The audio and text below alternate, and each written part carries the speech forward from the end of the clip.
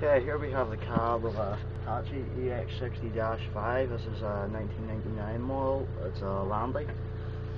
Okay, we'll start by showing you. This is the center console dashboard.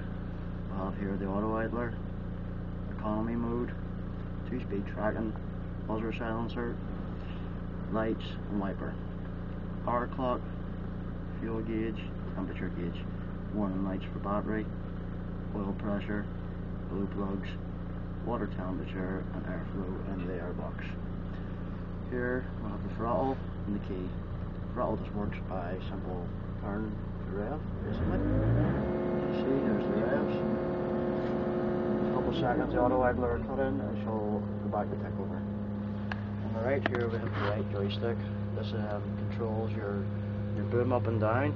Pushing forward for down, pulling back for up. Push the joystick to the right away from you, curls the bucket open, pull it towards you, closes it. On the left joystick here we have a dipper out, just dipper out. So you can see the bucket going away, pull it towards you, dipper in. Pull it towards me, dipper in. Push it to the left, sticker swing left, to the right, swing right. In front of me here we'll have 2 track levers. Depending on which way you're facing, push forward will be forward, push back will be back. Steering is basically right, left, or right, left. If you slew around 180 degrees, as I'm going to show you here now, it's opposites. So forward will become reverse. If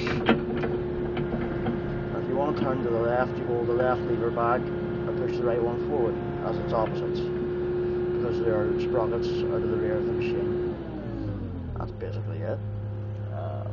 Down on the right hand side here we have a little button for a rock hammer. Stuff right there. This here is the dead man isolator. You need to get out of the cab, pull it up, none of the control functions work. Thanks for watching. Check out the rest of the videos. Please subscribe.